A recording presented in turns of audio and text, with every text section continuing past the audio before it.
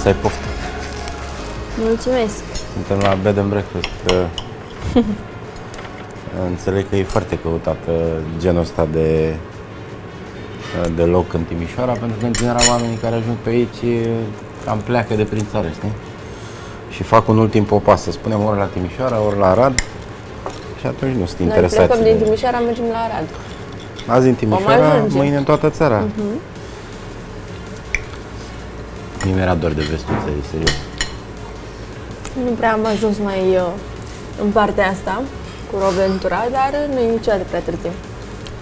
Oricum, avem o ședere lungă aici. A fost, slavă Domnului, Mic dejun gustos și delicios. bogat și sănătos. Da. Ai cum e supul ăsta de aronia. Știi unde aș vrea să mergem la vară?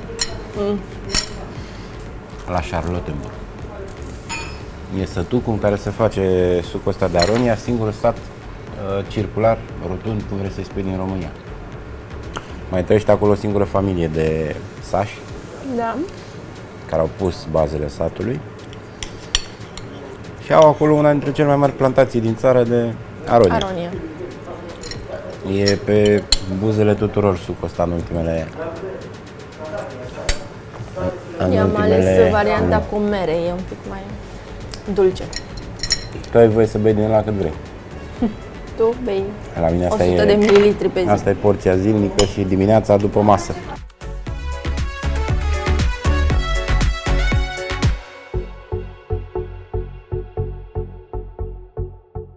Îmi spuneau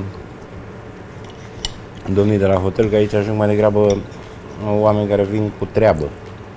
În principiu și noi am venit cu treabă. Da, business.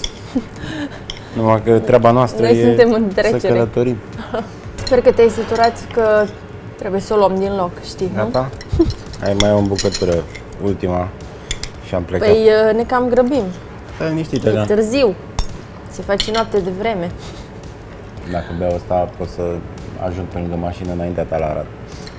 Bun. Hai să vedem. Facem o probă. 2, 3 și 5. Cheers. Ciao. Ciao.